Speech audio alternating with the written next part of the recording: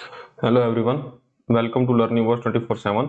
आज हम बात करेंगे मॉड्यूल ए के यूनिट 3 के पार्ट 3 में। तो कल तक हम लोगों ने 12 5 ईयर प्लान को देख लिया था। आज हम उसका थोड़ा असेसमेंट देखेंगे कि वो प्लान जो 12 प्लान गवर्नमेंट ऑफ इंडिया ने बनाए थे तो उसका उसमें क्या बेनिफिट हुआ, मतलब पूरा उसका असेसमेंट देखेंगे। 5 year plans are the most significant component of central planning and they are constantly executed to obtain the intended result. The accomplishment of 5 year programs are listed below. मतलब सेंट्रल प्लानिंग का 5 year plan एक बहुत ही significant component था। तो और उनको कॉन्स्टिट्यूटली execute किया जाता था कि इंटेंडेड रिजल्ट जो रिजल्ट चाहिए कि उसके लिए। अब देखते हैं पहला प्लान। तो ये पूरा उसका समरी होगा, जैसे ऑब्जेक्टिव जो है ये पहले जो बड़ा है उसकी समरी ही समझ लो एक तरह से है। First plan 1951 to 1956, rehabilitation of refugees, quick agriculture growth to attain food self-sufficiency, inflation management, prioritization of irrigation and power projects। तो इसमें रिहेबिलिटेशन किया जाता है रिफ्यूजी से। जी काफी रिफ्यूजीज इंडिया में आ रहे थे, जैसे बांग्लादेश से, थोड़ा पाकिस्तान से और म्यांमार से। ठीक है, क्विक एग्रीकल्चर ग्रोथ करने के लिए, सेल्फ सफिशिएंसी एग्रीकल्चर बनाने के लिए, इन्फ्लेशन को मैनेज करने के लिए, इरिगेशन को प्रायोरिटी देने के लिए, पावर प्रोजेक्ट्स के लिए। तो इसमें the plan aim to 2.1% growth rate and attain 3.6% growth rate. मतलब उसमें एम भी 2.1% का था, लेकिन उसने 3.6% की ग्रोथ पाई थी। The government was given an active role in all economic area. Government ने सभी एरियाज में एक्टिव रोल दिया था। 5 Indian Institute of Technology IITs were established as premium technology institute. इस फर्स्ट प्लान के अंदर 5 आईआईटीज का निर्माण किया गया था। Second plan 1956 to 61, the policy emphasized on fast industrialization with a concentration on heavy industry and capital goods। तो second plan के अंदर फास्ट इंडस्ट्रियलाइजेशन को बढ़ावा दिया गया था और हैवी इंडस्ट्री और कैपिटल गुड्स को निर्माण किया गया था। The target growth rate is 4.5%, where the actual growth rate is 4.27%। मतलब ये टारगेट को अचीव नहीं कर पाई थी। It could not be fully executed due to inadequate availability of foreign exchange. Foreign exchange की कमी के कारण भी इसका मतलब ये प्लान सक्सेस नहीं हो पाया। Hydro electronic power plants and 5 steel plants were built in Bilari, Durgapur and Rourkela. तो इस प्लान के अंदर 5 ये पावर प्लांट्स बनाए गए थे, steel plants. Third plan 1961 to 65, the plan की goals were boosting national income by more than 5% per annum. तो इसका मेन फोकस था कि नेशनल इनकम को बढ़ाया जाए, और वो भी 5% से ज्यादा per annum. Increasing agriculture productivity and achieving self sufficiency in food grains, और फूड ग्रेन्स में सेल्फ सफिशिएंसी पाने के लिए एक्सपेंशन इन बेसिक इंडस्ट्री, जो बेसिक इंडस्ट्री है उसका एक्सपेंशन किया जाना चाहिए, मतलब इसमें टारगेट था। The third 5 year plan projected growth rate was 5.6%, while the actual growth rate was 2.4%। देखिए कितना कम इसमें ग्रोथ हुआ था। Owing the war and drought condition, उस टाइम चाइना और पाकिस्तान के साथ काफी टेंशन थी और सूखा पड़ गया था। इस कारण ग्रोथ रेट इतना, फाइनेंस दूसरी जगह मतलब वार पे इतना खर्चा हो गया था कि अपने बाकी एरियाज पे फोकस नहीं कर पाए थे। फिर आया था प्लान हॉलीडे एक्चुअल प्लान, जो आपको बताया था कि फोर्थ प्लान से पहले गवर्नमेंट ईयरली प्लान लेके आई थी 66 से 69 के बीच में, जिसके कि प्लान हॉलीडे एक्चुअल प्लान बोलते थे। The larger objective of this actual plans were integrated into fourth plan.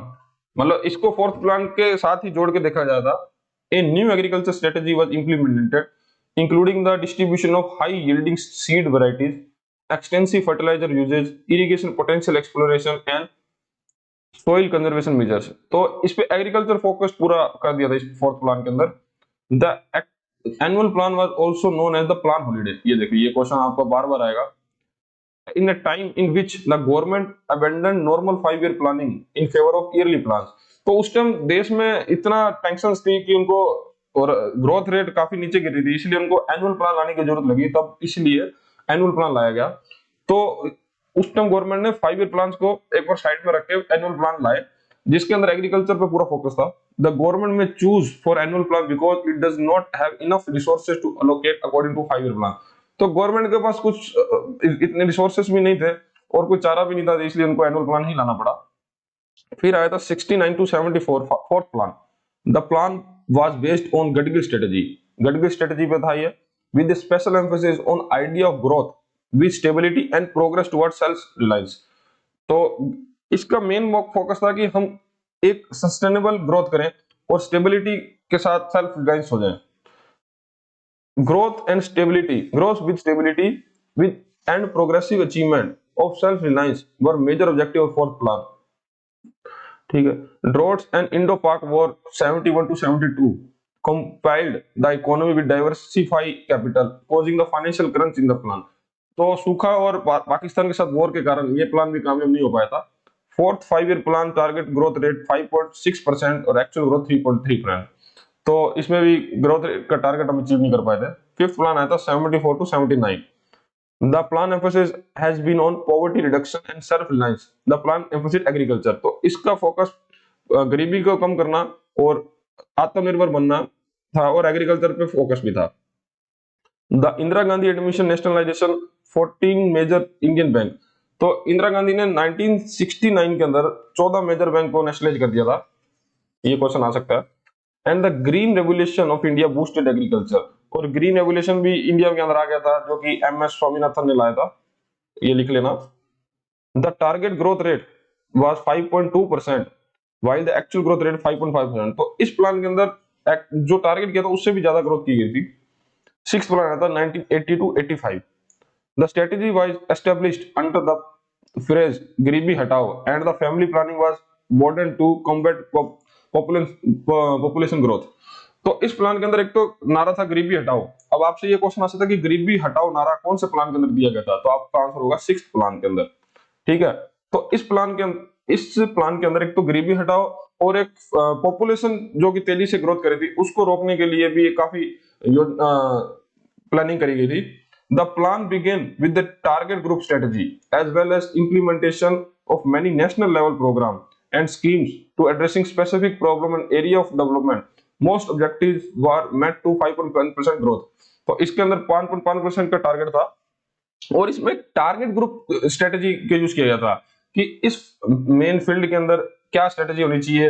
ऐसे सबको उसी तरह की स्कीम लाई गई थी. क्या गरीबों के लिए क्या होनी चाहिए, टैक्स कैसे लगाया जाएगा, वो सब तरीके से इसमें पॉलिसी बनाई जा रही थी. अब देखते हैं सेवंथ प्लान 1985 to 1990 में लाया गया था. The major objective was to improve growth in areas such as boosting economic productivity, increasing food grains, creating jobs and social justice through social justice.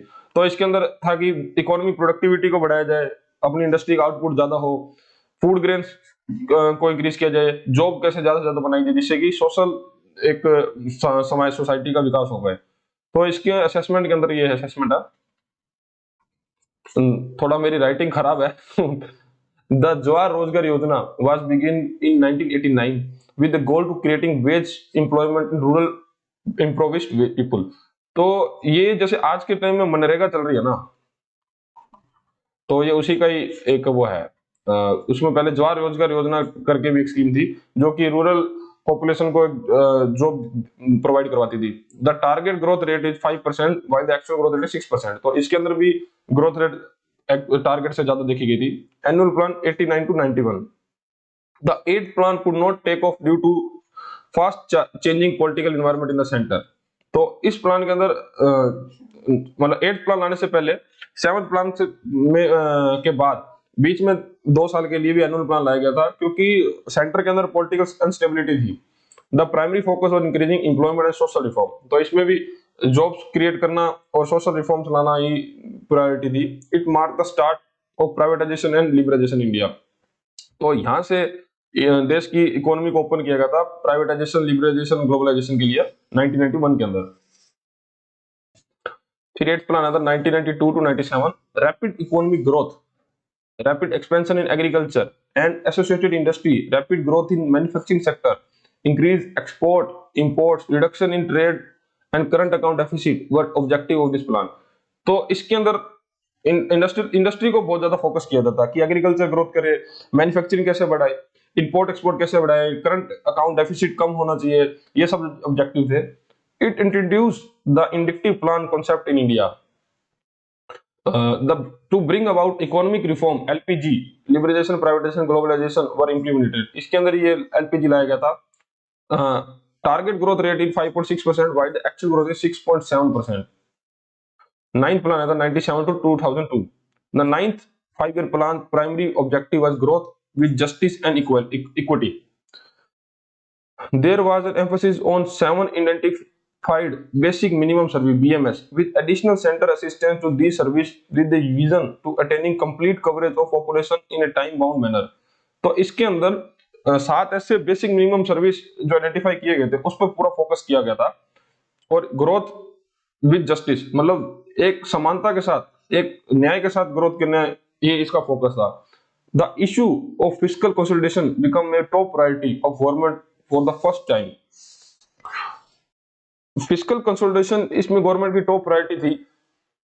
मतलब फिस्कल कंसोलिडेशन ये समझ लो कि इनकम जितनी है उतना ही खर्चा है, ऐसा ना हो कि एक्सपेंसेस ज्यादा हो रहे हैं इनकम कम हो रही है गवर्नमेंट की।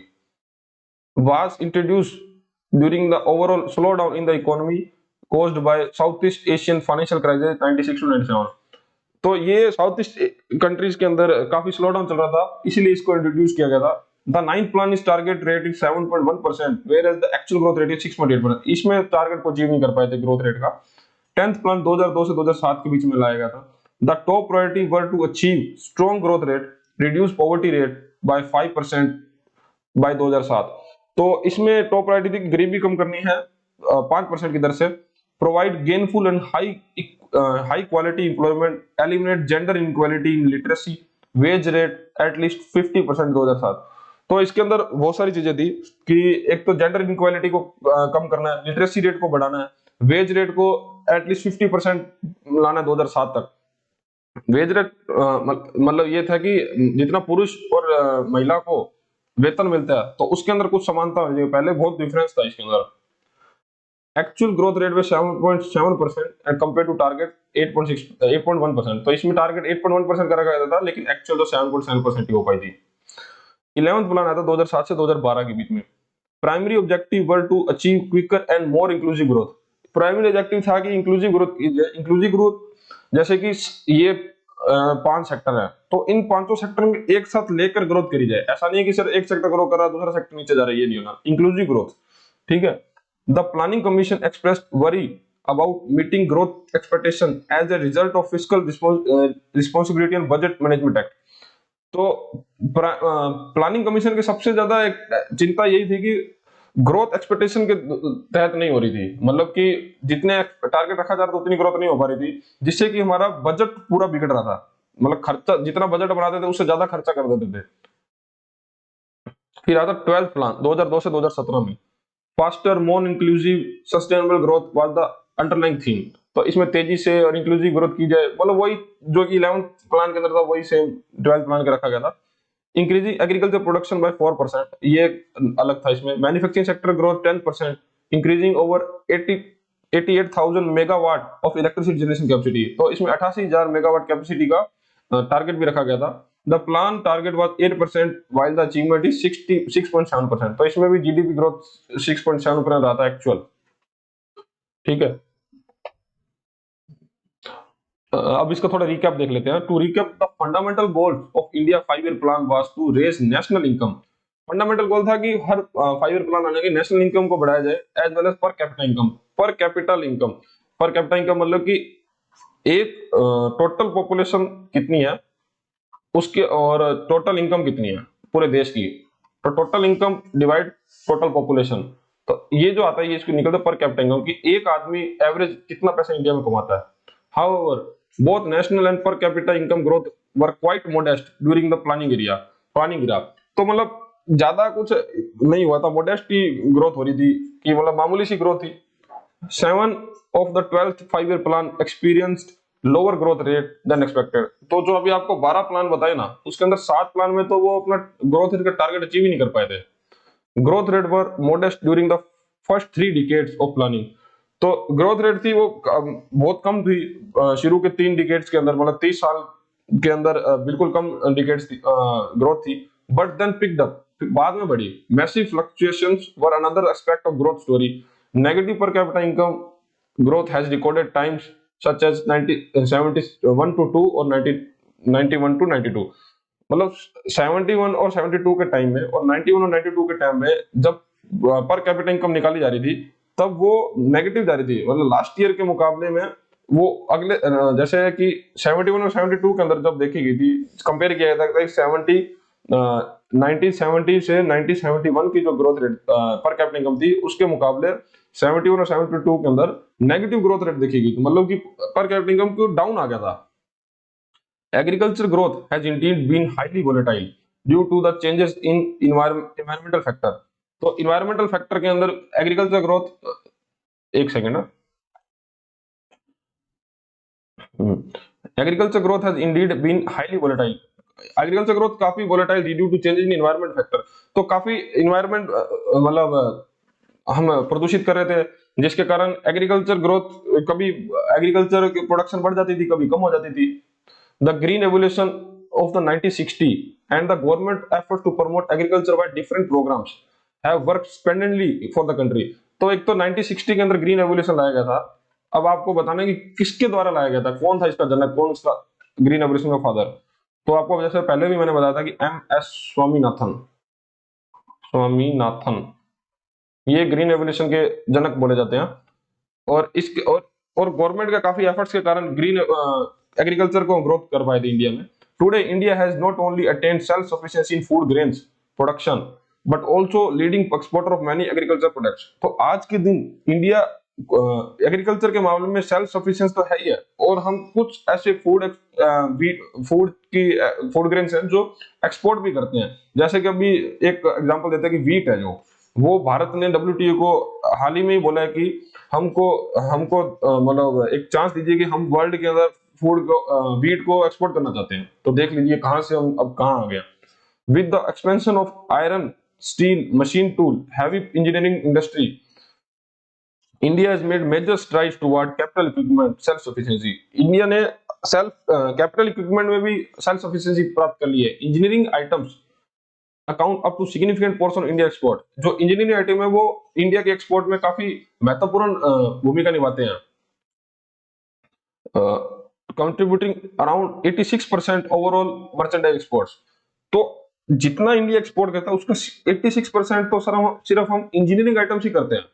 और देख लीजिए मर्चेंडाइज एक्सपोर्ट उसको बोलते हैं कि total tangible export, total tangible export मतलब कि वो गुड्स जिसको आप टच कर सकते हो, जिसको आप हाथ लगा सकते हो। इसके अंदर हम सर्विसेज काउंट नहीं कर सकते, जो सर्विस है कि उसको आप हाथ लगा के तो नहीं देख सकते।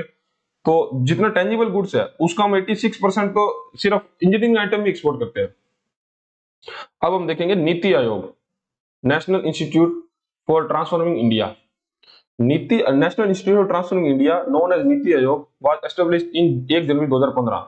तो 1 जनवरी 2015 को नीति आयोग की स्थापना कर दी गई थी by resolution of union cabinet. Union cabinet में रेजोल्यूशन लाके NITI Aayog is government of India top policy think tank offering both directional और पॉलिसी सजेशन।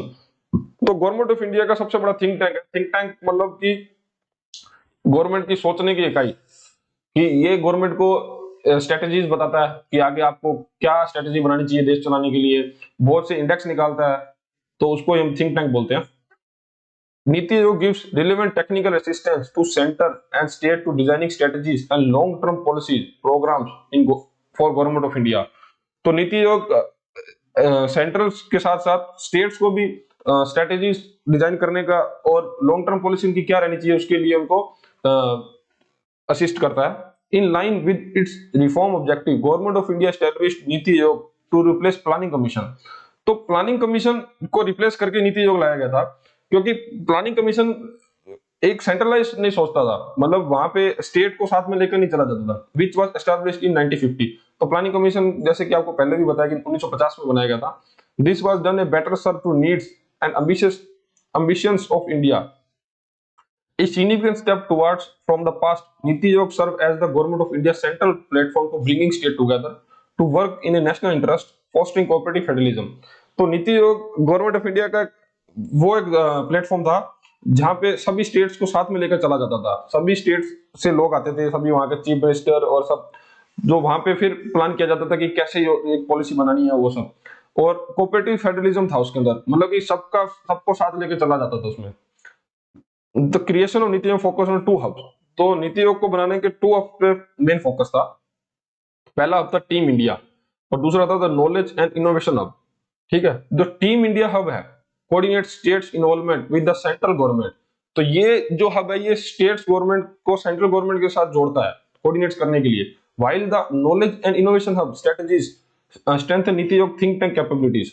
और जो इनोवेशन और नॉलेज हब है वो नीति आयोग को थिंक टैंक सोचने की कैपेबिलिटीज को बढ़ाता है। These hub reflect the NITI Aayog to primary responsibility. तो ये जो दो हब है ये नीति आयोग की टू रिस्पांसिबिलिटी है, जो प्राइमरी रिस्पांसिबिलिटी है। एक टीम हब ये जो स्टेट्स को साथ में जोड़ता है और दूसरा है जो जो बाकी सब काम करता है, जैसे जो स्ट्रेटेजीज बनाना, जो इनोवेशन जो करते हैं वो कि आज मार्केट ट्रेंड्स में क्या चल रहा है उस उसके आधार पर ही पॉलिसी बनाई जाएगी। नीति Aayog is also transforming itself into A cutting edge resource centre. NITI Aayog ने खुद को भी एक कटिंग एज रिसोर्स सेंटर मतलब एक state of the art resource centre बना लिया है with the requisite resource expertise abilities to move quickly, promote research innovation, provide strategy, policy vision for the government and cope with unforeseen situation। तो नीति और इतने expertise प्राप्त कर ली है, एबिलिटीज है टू क्विकली अपने निर्णय को लेने की, रिसर्च इनोवेशन भी टाइमली ये करते रहते हैं, वेरियस इंडेक्स निकालते हैं, उस पर रिसर्च करते हैं और स्ट्रेटेजीज इसी के आधार पर ही गवर्नमेंट को एक अच्छी पॉलिसी और विजन उनको दिखा पाते हैं कि ये आपकी स्ट्रेटेजी होनी चाहिए। ठीक है, और अनफॉर्चुनेट सिचुएशन कैसी भी क्रिएट हो सकती है कि एक टाइम पे गवर्नमेंट को इतना ये सब फेस करना पड़ सकता है, तो उसको पहले से एक देख लेते हैं कि ये हो सकता है, मतलब वर्स्ट टू वर्स्ट ये केस हो सकता है, तो हमको क्या स्ट्रेटेजी होनी चाहिए। तो ये सब काम नीति आयोग करता है। नीति आयोग जी चेयर बाय प्राइम मिनिस्टर, तो नीति आयोग के चेयरमैन प्राइम मिनिस्टर ही होता है। द गवर्निंग काउंसिल ऑफ नीति Aayog is made up with chairperson. ठीक है, गवर्निंग काउंसिल के अंदर चेयरपर्सन होता है, x official members of NITI Aayog, x official member होते हैं नीति आयोग के, वाइस चेयरमैन होता है, फुल टाइम मेंबर्स होते हैं, चीफ मिनिस्टर ऑफ स्टेट, सभी स्टेट्स के चीफ मिनिस्टर होते हैं, the lieutenant governor of Andaman Nicobar islands, union territories and special invitees of NITI Aayog. तो लेफ्टिनेंट गवर्नर्स होते हैं यूनियन टेरिटरीज के, चीफ मिनिस्टर होते हैं और स्पेशल इनवाइटीज जो कि नीति आयोग जिसको इनवाइट करना चाहे उसको भी बुला सकते हैं। अब देखते हैं फंक्शन ऑफ नीति आयोग। नीति आयोग के काम क्या है? NITI Aayog is following important function perform to develop shared vision of national development priority sector and strategies with active state participation in the light of national objective। तो वही बात है कि क्या स्ट्रेटेजी बनाई जाए, प्रायोरिटी और किस किस की पार्टिसिपेशन होगी, ये सब नीति आयोग ही देखता है। To promote cooperative federalism on a constant basis through organized support program and progress with the state understanding the strong state make a strong nation। तो वही बात कि सबको साथ सबका विकास कोऑपरेट सभी को कोऑपरेट करने के लिए एकजुट करता है, जिसके साथ ही अगर हमारे स्टेट्स मजबूत होंगे तो उसी के साथ हमारा देश भी मजबूत होगा।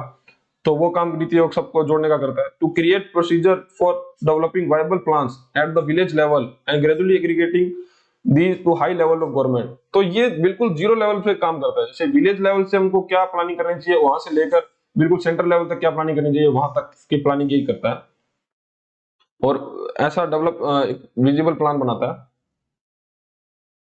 To ensure the national security consideration are included into economic strategy and policies area explicitly refer to it. तो इसमें ये भी इंश्योर ये करते हैं कि कुछ ऐसा प्लान ना बने जो कि नेशनल सिक्योरिटी पर खतरा हो। तो ये मतलब उसी पे आधार पर ही प्लान बनाए जाते हैं। तो ये इंश्योर करने का काम इनका ही होता है। To give special attention to those segments of our society who will be at danger, not to benefiting adequately from economic advancement। मतलब कुछ ऐसे सेक्टर होते हैं जिसमें इकोनॉमी को ऐसा कोई बेनिफिट नहीं होता, लेकिन उसको भी बराबर अटेंशन देने का काम नीति आयोग करता है। To create strategic long term policy and programme framework and initiative as well as track their development and efficiency. तो ये लॉन्ग टर्म प्लानिंग और लॉन्ग टर्म प्लानिंग और स्ट्रेटेजीज तो बनाते हैं और साथ के साथ उनको एक तरह से मेजर भी करते हैं कि हमने ये प्लानिंग करी तो एक साल बाद उसका क्या रिजल्ट आया, तो उसका ट्रैक रखते हैं पूरा। Lessons learn through monitoring and feedback, ये वहां से एक लेसन लर्न करते हैं कि भाई ये हमें गलती रहेगी, कमी रहेगी, तो हम इसे कैसे सुधार सकते हैं। Will be utilised to make novel changes including mid course adjustment. तो उसके बीच में भी ये मतलब उसके बीच से भी उसको जो भी उसमें सुधार करना है उसको कर सकते हैं, जैसे मिड कोर्स एडजस्टमेंट कर सकते हैं। to give guidance and foster collaboration between important stakeholders and like-minded think tanks on a national or worldwide level, as well as educational policy research organization. तो ये एक तरह से एजुकेशनल पॉलिसी रिसर्च ऑर्गेनाइजेशन की तरह बड़े बड़े नेशनल और वर्ल्ड वाइड लेवल पे लोगों का कोलैबोरेशन करवाते हैं, जिससे कि वो अपनी एक्सपर्टीज को शेयर कर पाए। to establish a cooperative network of national and international specialist practitioners and other partners to encourage knowledge, innovation and entrepreneurship। तो ये वही बात है कि एक कोलैबोरेटिव नेटवर्क बना देते हैं ये, जहाँ पे सभी ग्लोब के लोग जुड़कर अपनी नॉलेज, इनोवेशन, एंटरप्रेन्योरशिप को, एक्सपर्टीज को शेयर कर पाएंगे। To provide a forum for a resolution of cross sectional and cross departmental issue in order to expedite an execution of development plan। तो ये सभी डिपार्टमेंट्स को एक तरह से जोड़ने का काम भी करता है। क्रॉस डिपार्टमेंटल फोरम बनाते हैं ये, कि जैसे कुछ इशू है रोडवेज क्या हाईवेज डिपार्टमेंट का, रोड ट्रांसपोर्ट एंड हाईवे, ठीक है, और एक है पाइपलाइन जो एक डिपार्टमेंट होता है म्युनिसिपल डिपार्टमेंट। तो उन दोनों को जोड़ने का काम करते हैं। जब एक रोड बन रही है तो इन दोनों के बीच में कोऑर्डिनेशन होना चाहिए। Maintaining A cutting edge resource centre serving as repository for research on good governance and best practice in sustainable and equitable development, assisting in their dissemination to stakeholder।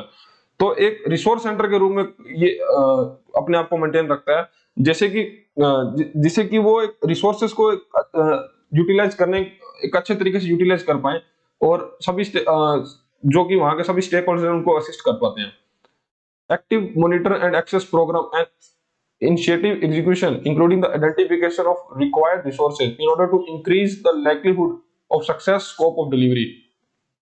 तो ये जो भी इनिशिएटिव चलाते हैं उनको मॉनिटर और एक्सेस करने का काम भी यही करते हैं, और देखते उनको आइडेंटिफाई करते रहते हैं कि क्या रिक्वायर्ड रिसोर्स वहां पे चाहिए, कि जिससे कि लाइवलीहुड बढ़ पाए और उस प्रोजेक्ट का सक्सेस हो पाए। to concentrate on technological advancement and capacity building for program initiative execution। तो ये टेक्निकल एडवांसमेंट पे भी फोकस करते हैं और कैपेसिटी बिल्डिंग करते हैं उस प्रोग्राम का। to carry out any additional section that may be required to enhance the implementation of national development strategy and previously indicated goals। तो कुछ एडिशनल एक्शन मान लो कुछ चाहिए जिससे कि उस पॉलिसी का, उस डेवलपमेंट स्ट्रेटजी का विकास और हो पाए, तो वो भी एक लेने का काम ये करते हैं। ठीक है, तो अब हम देखेंगे इसके अंदर केस होनी चाहिए planning commission not in tune with the development strategy. तो ये हम नेक्स्ट वीडियोस के अंदर देखेंगे। ठीक है, तो ये नेक्स्ट वीडियो में चैप्टर खत्म कर देंगे। ठीक है, तो अभी यहाँ पे वीडियो को अंत करते हैं।